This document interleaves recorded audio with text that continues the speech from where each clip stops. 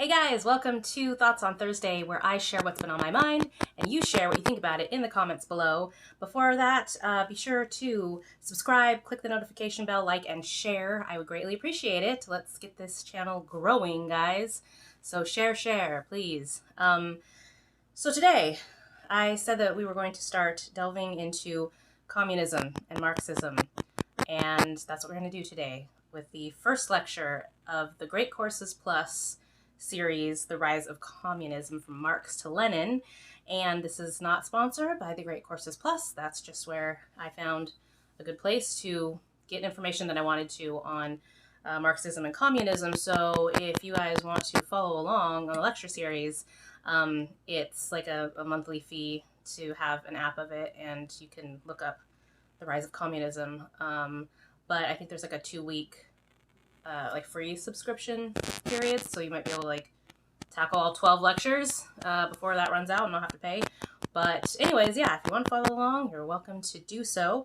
But before I get into the first lecture, I'm going to go into my political background, which is not very it's not very long. It's very recent, because I didn't care about politics up until probably 2016, which I feel like a lot of people that were in my position, kind of the same thing happened to them.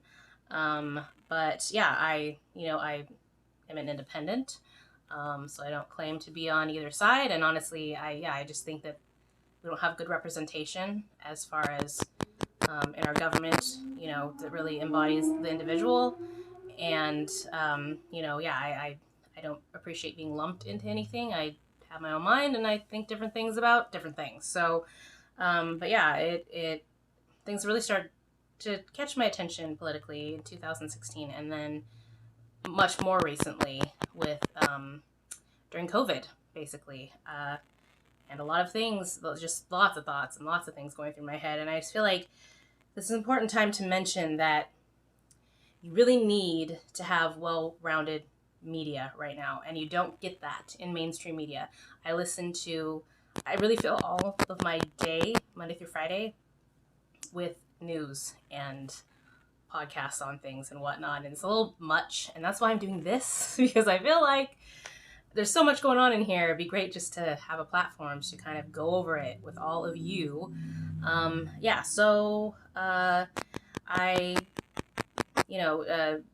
I have my mainstream media stuff that I get in the morning. I just ask, I'm not going to say it because it may pull it up on my phone, but I ask the search engine on my phone to play me the local news every morning, or the news, and so it goes down all the mainstream media things.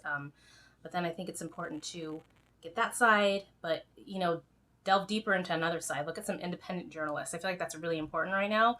There are so many people on YouTube that have platforms that are independents or libertarians or right, left, whatever. There's a lot that you can delve into. And these people, some of them actually are on the ground. They're actually in the location where a lot of these things are happening with their own cameras. I mean, really, it doesn't take much to search and find things that they're not showing you on the mainstream media. And listen to the wording, guys. That's something that I want to say to start.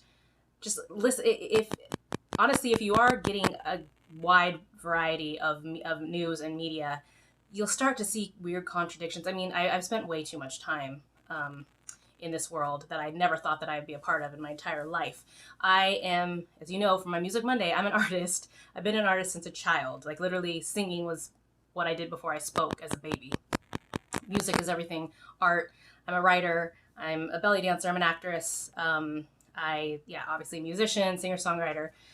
That's been my world my whole life. And so, I'm very spiritual and, sort of in that world, which a lot of times people want to put me in a box of liberalism or whatever because of the fact that I'm an artist, so I should be liberal, right? No, wrong. I don't like to be put in a box. I like to think for myself, and I have beliefs in all kind of areas, whatever. So, that's just, I guess, my basic history. It's just been more recently noticing a lot of red flags going on that has got me to be very aware. And so I would like to pass that to you and tell you to just be very aware right now, because there's just a lot of things. There's a lot of things. I mean, just open your mind up. You're all probably smart people. Just do your own research. That's the most important thing. Do your own research. Don't take just whatever's said as the God's honest truth, because there's a lot of not truth going on as well on all sides, guys. All sides, okay? So, so that's a little bit about my background politically, which again, not very extensive, more recent. But I will mention that I love Tim Pool.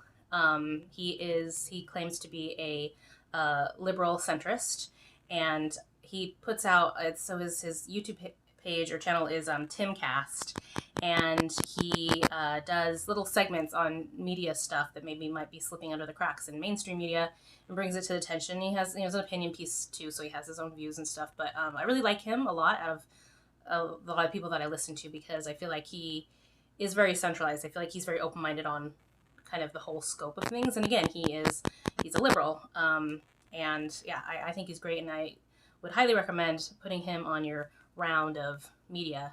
Again, he has a YouTube channel. It's Timcast, but he also has, I think, is it Timcast IRL or something? There's another one where he gets it's a longer, like an hour segment with another friend of his, and they talk about stuff. But the little news clippy things, those are kind of easy to digest and listen to in pieces. So highly recommend him. So that's that. So let's get into the Rise of Communism from Marx to Lenin. The lecturer at the Great Courses Plus is a Dr. Ves Gabriel Lulevich. Okay, I knew I would stumble on that. Lulevicius. And he is a professor of the University of Tennessee in Knoxville of the Humanities Department of History. And he won top 2 teaching awards and was awarded a research fellowship from the National Endowment for the Humanities. So, pretty cool professor guy, I guess. So yeah, I like him. I like what I've heard so far. So lecture 1 is titled "The Locomotive of History," because it has to do with a train, a historic train ride that brought communism to what it became. So instead of saying his last name, I'm just going to call him by his first name, Ves. So he opens with what he claims is probably, quote, "probably the most important train ride in history that will decide the fate of the world," end quote. So in April 1917, during World War I, secretly, for 8 days, a train guarded by German military carries over 30 Russian revolutionaries to what had been Tsarist Russia. And on this train, it included Vladimir Ilyich Lenin. Those of you may be familiar with Lenin. He had been in exile in Germany, and Lenin had quoted Marx saying, "Revolution is the locomotive of history." And Dr. Ves explains that, quote, "now that saying has come to life," end quote. So basically, he was obviously a fan of Marx, and this thing that Marx said was coming to life as he's on this train heading to Russia. It's really kind of crazy to think how there's so many little things in life that if they didn't happen, so many other things wouldn't happen. And I think that's so important to remember, because you may feel insignificant. You may feel that you just go to your job as a barista and, whatever, what do you do? But really, think of the people that you contact or that you're in contact with at your job.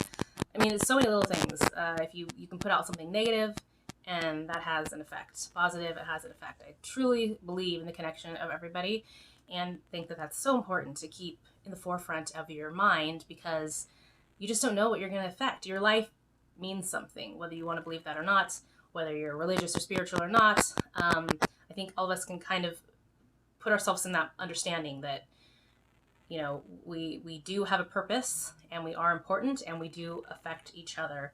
So that's important to remember. In this regard, as I listened to this first part, my thoughts were, how differently things would be affected if the train crashed, or if Lenin, got really drunk with his friends and was hungover and didn't catch that train or didn't care to. Not that would the Germans. I don't think the Germans would have let that happen because it was very important that Lenin go to where he needed to go for the Germans. But anyway, but who knows? Like if he got off on the wrong foot with the Germans, they didn't like his ideas or whatever. So I mean that just him not getting on that train to go back to Russia. If that wouldn't have happened, now Dr. Vea says that it essentially would have prevented Hitler, possibly because if he wasn't able to return to Russia, there would have been no communist takeover of Russia. That later in 1917, it would be the first establishment of a communist regime ever, and it changed world politics. And the chain of events that Vehas kind of lists as far as what would not have taken place if Lenin had not gotten on that train and gone back to Russia, there would have been no Bolsheviks taking power, no Stalin, no coming to power of the Nazis, as Hitler and Mussolini claimed that they were the only protection against a communist takeover. So that kind of, they touted themselves as being ones that would save people from communism, and so people clung to that. So that wouldn't have been relevant. There would be no World War II, no Cold War, no communist reshaping of China, no Korean War, no Berlin Wall, no Vietnam War. Wow, right? My thoughts to that were just, again, obviously Lenin leaving the exile and going back to Russia and getting on that train was not necessarily a small thing, like serving somebody a coffee that you have a little chit chat with, and maybe you just made their day, and they, I don't know, whatever. And I think about the fact that I used to work at a car dealership, and I was in the maintenance department. Guys, really one of the worst jobs I've ever had. Coffee could be bad. I was a barista at one time too, but yeah, no, that was a very horrible experience. People are horrible when it has to do with their cars. And I had one person tell me he was upset because his car was in for service and it was going to cost a lot. And then he was trying to, talk to the mechanic manager or whatever. And I was the go-between. I was in the service department. I was on the phone to answer the calls and stuff. And he yelled at me saying that, I was irrelevant and my job was irrelevant and he didn't need to be talking to me, needed to talk to somebody else. And I mean, seriously, what if I was suicidal, right? And this guy had just told me that I was irrelevant and my job was irrelevant. And that was the thing that pushed me over the edge to then, commit suicide or something. Right? Like, really, just pay attention to what you say to people. Pay attention to what's going on in your head that then comes out of your mouth and then that is distributed into the world, because I'm a firm believer in words being like seeds sprinkled and planted, and they will grow things in your life and in others' lives. So I think that's very important. But yeah, again, it's just all those things listed that would not have happened if Lenin hadn't gone back to Russia. Just kind of blew my mind to think about. So continuing on, so still on the train. So the Germans were thinking that they were awesome by unleashing the revolutionists as sort of their secret weapon to take Russia out of the war. But the Russians, the revolutionaries, were thinking they were awesome for using the German authorities to allow them a chance of unleashing a world revolt that would eventually topple other governments and kingdoms. That was in their mind. So those sides thought they were pretty cool, and they were doing pretty cool things. So during that train ride, Lenin does two things. He resolutely imposes rules on his revolutionary comrades on the train, enforcing quiet and regulating when they can use the train's toilets for smoke breaks. And, that reminded me of I cleaned trains. When I was, I'm sorry, I just realized that I didn't put my phone on airplane mode, so I think a text came through. Sorry if you heard an annoying sound or a buzz or something. But anyways, yeah, I cleaned trains. It was my first job for like a week when I was in high school with my best friend, Becky, and Rich. And let me tell you, people in bathrooms on trains are like, I don't know, maybe it's because it's moving. It was a mess every time. Plus, they had closed the bridge. There's two bridges, so I live in Vancouver, Washington. Two bridges that go to Portland, where a lot of the jobs are for people in Vancouver. And so they closed one out of the two bridges that will get you there, and it's already very congested and tons of traffic. It's ridiculous. But they opened up the train because there was a train bridge. So they opened up the train for free for the week as they were doing this reconstruction stuff on the bridge, and it was a mess. And so my friend's dad, who worked in kind of the maintenance and crew stuff on the trains, hired us to clean them. Popcorn everywhere. I don't know. People I don't know. They wiped their entire face all over the window. The bathroom, again, was ridiculous. And it was very dizzying in those trains. Like, every car looked the same. And so I clean a bathroom and I come out, and then there's bathrooms on either side of, like, the end of each car. So I couldn't remember what direction I was going in. So I'd have to put my cleaning supplies, like, to the front area, like, which way I was heading, because you'd get confused as to what way you were going. It was crazy. But that thought was triggered as I was thinking about the toilets on the trains. Okay, so the second thing that Lennon does during the train ride is work. He shuts himself in the private compartment the Germans gave him as a sign of respect, and according to a fellow passenger, internationalist revolutionary Karl Radek, he worked throughout the journey. He reads, he makes entries in notebooks, concerns himself with organization questions. And instead of reveling in his freedom to returning to Russia and, possibly bringing his beliefs over there, he wasn't going to waste any time and continued to work to advance his revolution. He was a machine for the revolution. This guy sounds like a control freak, maybe OCD, probably a narcissist. I mean, we'll find out more, but telling these adult men when they can go to the bathroom and smoke and telling them to be quiet. I mean, how annoying. So just before midnight on April 16th, 1917, Lenin arrives in Petrograd, Russia, and immediately went into action. So there he is. He is there. And the whole world is going to fall apart now. But Bayes explains, quote, "This course will explore the historical record of communism," end quote. Communism and the responses to it shaped the world today because communists were globalizers. After World War II, over a third of the world espoused Marxism. So that's pretty crazy to think that a third of the world carried these Marxist beliefs. And communism still remains relevant today, guys, especially now in America. But, we'll delve into that more another time. This is going to be a theme, I think, running on these Thoughts on Thursdays, because, yeah. And again, guys, if you take my word and really start doing research, listening to the media, and having an understanding of socialism, communism, Marxism, it's very, very interesting. A lot of people are bringing up 1984. I know for some that's something that is talked about a lot. Which I'm going to read. Animal Farm. Yeah. It's fun. Okay, so then in the lecture they get into, Dr. Bayes gets into defining what communism is. And it was shaped by Karl Marx. And so communism is the abolition of private property and a market which seeks profit, replacing these with a new... Wait, I don't think I read that right. Let me start again. So communism is the abolition of private property and a market which seeks profit, replacing these with a new system of collective control of the means of production and resources. So in the Communist Manifesto, Marx and his associate Friedrich Engels, a philosopher and socialist revolutionary, said communism can be summed up in one sentence: abolition of private property, quote, unquote.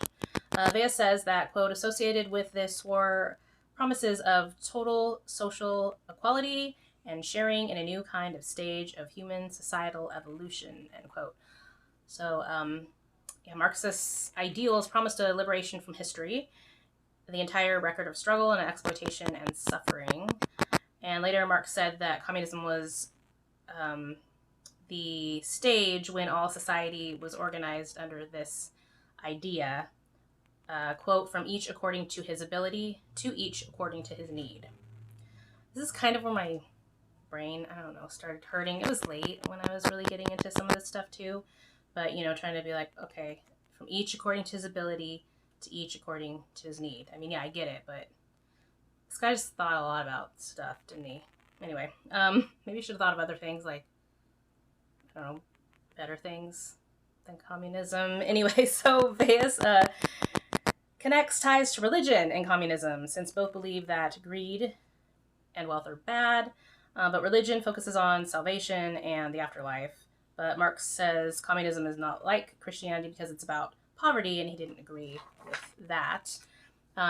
Veas goes on to explain that, quote, related to communism is socialism, which is defined as public rather than private ownership or control of property, cooperative society in opposition of capitalism that believes in private property, free market, and individual choices.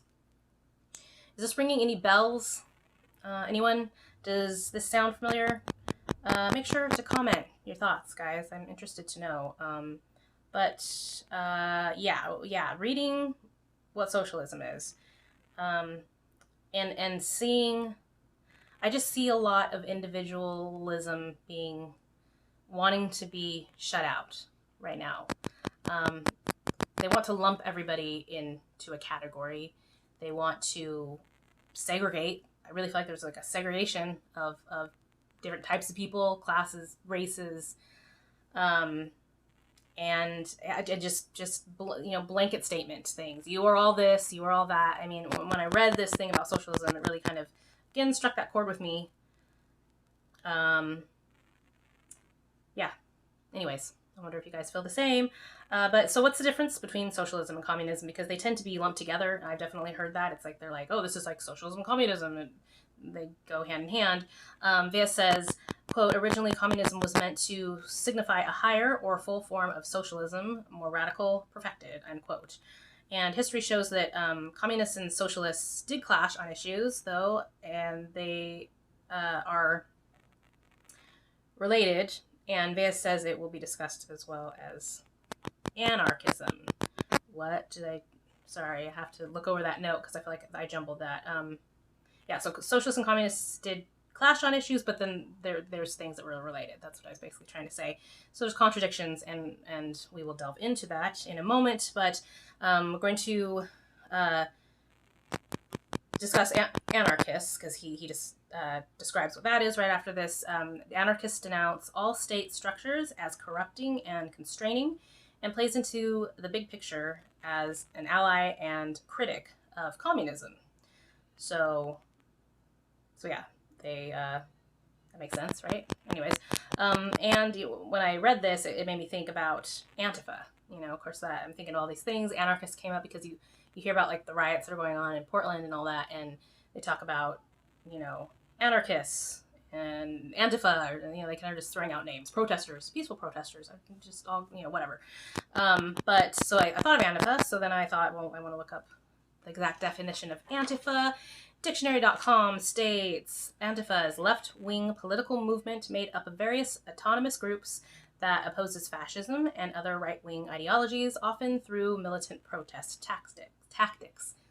Yeah, I've seen a lot of that across the river from me. Because I live 15 minutes away from Portland, Oregon, guys, so I'm very familiar with Antifa. I got stuck in an Antifa protest riot thing back in, I think it was 2003. It was protesting the war in Afghanistan. And I was trying to get home, and it took me a while because I was surrounded by people running and screaming and riot cops, and I don't really want to ever be in that position again. So yes, I've been familiar with Antifa for a while now. So the description led me to then wonder, well, then what is the definition of fascism? Because it talks about how Antifa opposes fascism. So that description, that actually Veas does go into it as a government system led by a dictator having complete power forcibly, suppressing opposition and criticism, regimenting all industry, commerce, etc., and emphasizing an aggressive nationalism and often racism. And for those of you about to comment about Trump, I'll take you back to the description where it says complete power. Complete power. And forcibly suppressing criticism and regimenting all industry, commerce, etc., nationalism, and, often, anyways, racism aspects. Some of you may want to say that stuff about racism and nationalism about him here. Go ahead. But I want to say that this is not, can I just tell you very strongly, this is not a fascist society that we live in.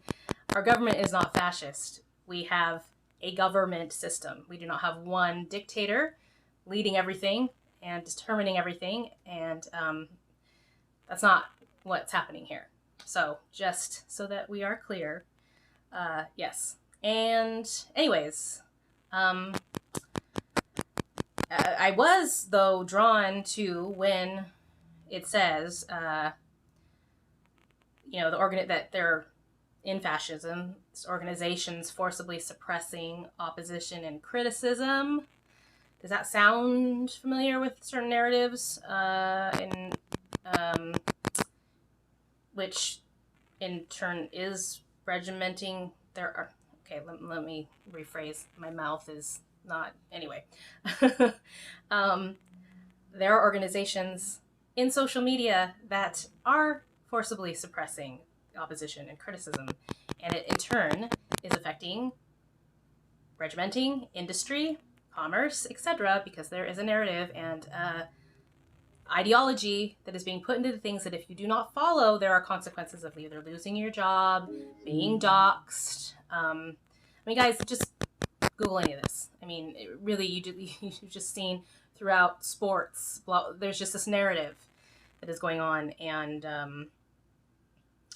that it feels kind of socialism, fascism.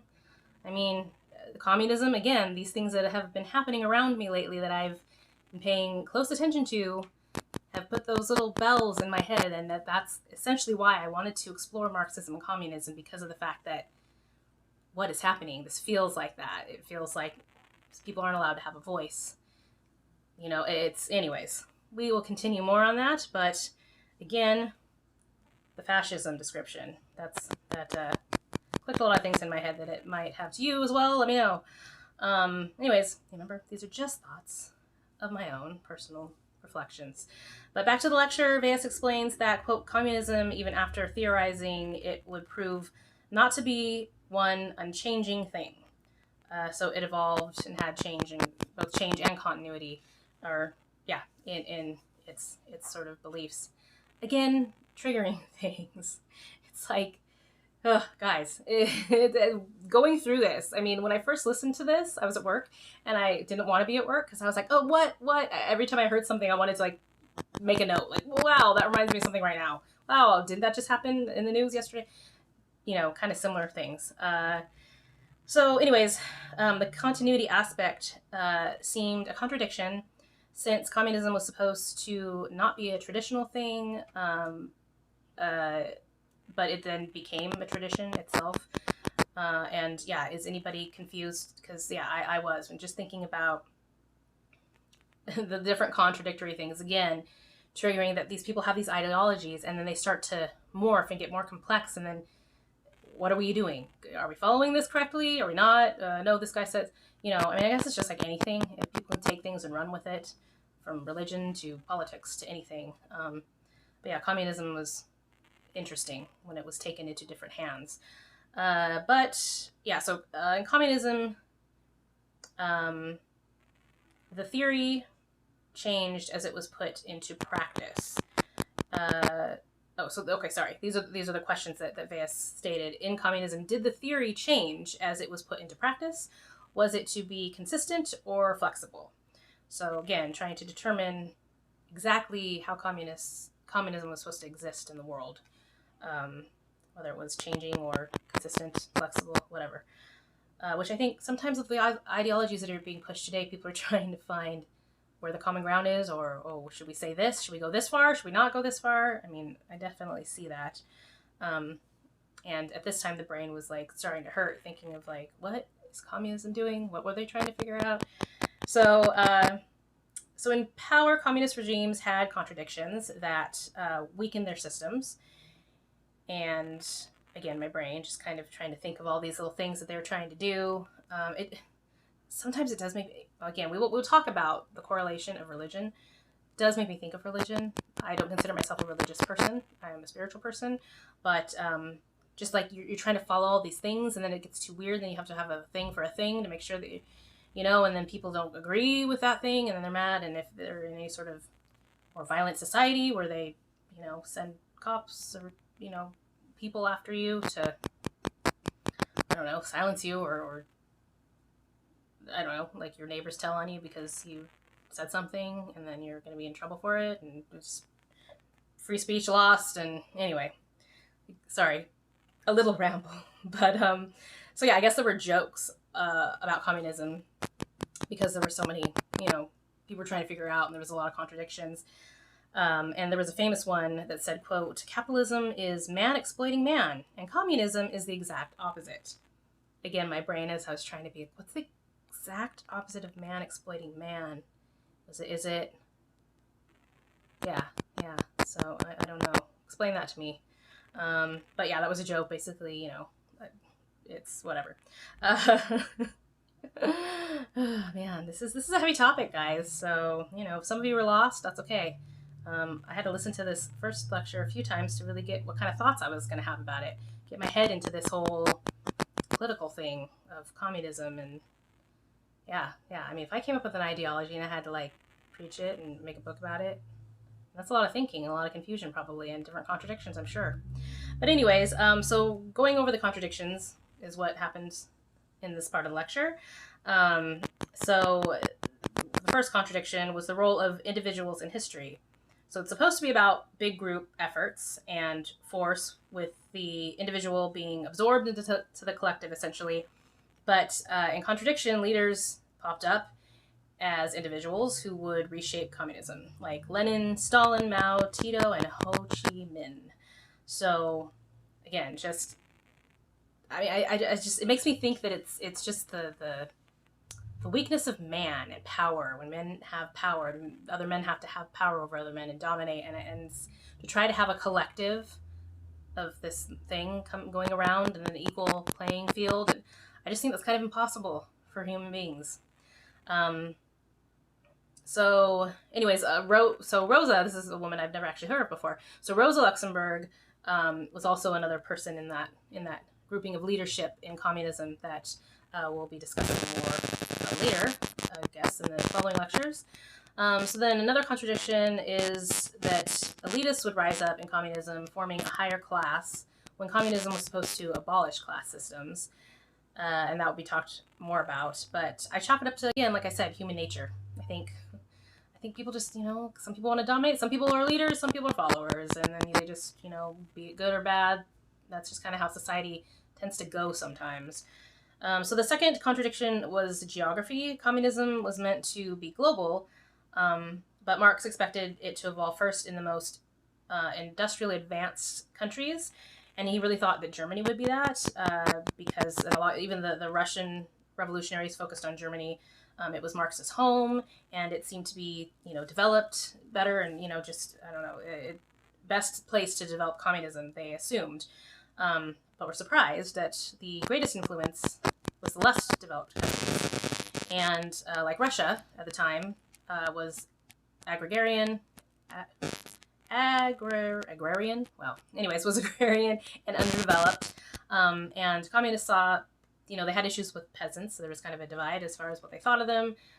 They saw peasants or agriculturalist people as like ones that would make good allies, but also thought they were backwards and too conservative. So, but yeah, and in that statement, I was thinking that I feel like that attitude really hasn't changed for agricultural people, farmers, farming communities. I think people even in the United States feel that way about them being backwards and mostly conservative or too conservative. So that was interesting. The third contradiction, before coming to power and after, communism never really settled its relationship with nationalism. So nationalism actually predates communism and was another model of community and belonging. And Marx heavily disapproved of nationalism. He thought workers should identify with class, not race or nationality, which is very interesting because I don't know, I feel like right now it is very heavily about identifying with your race and your class in this situation that we're in, or your nationality. But Marx did not think that that was a good thing. He said you need to identify with your class. So later communist regimes tried to adapt nationalism to reinforce their power, but later that became contradictory at times. So, all over the place. The fourth contradiction, communism turned into a tradition even though it promised radical breaks with the past.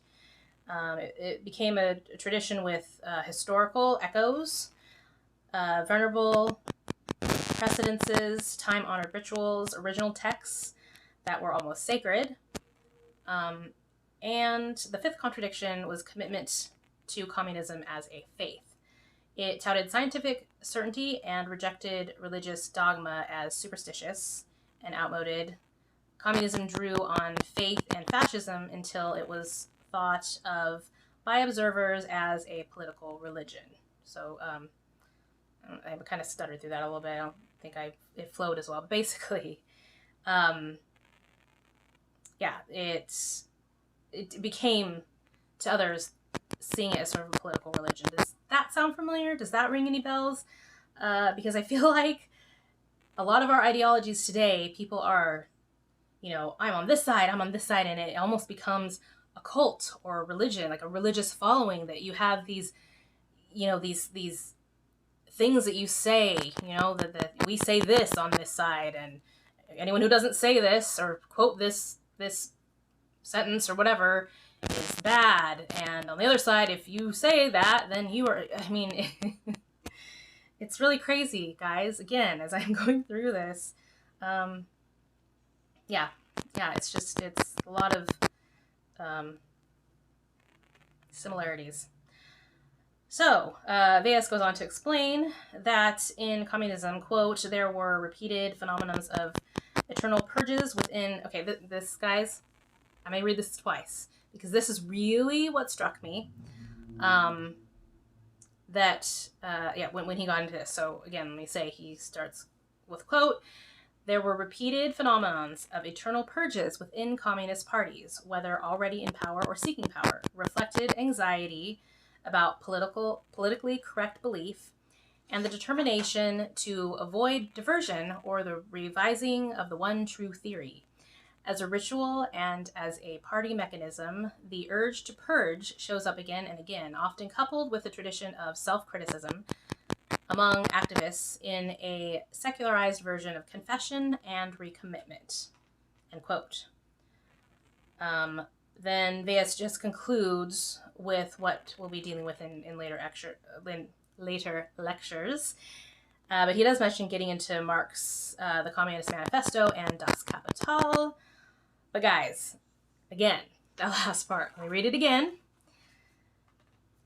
Quote, there were repeated phenomena of eternal purges within communist parties, whether already in power or seeking power, reflected anxiety about political correct belief and the determination... Okay, I'm sorry, I'm stumbling over this.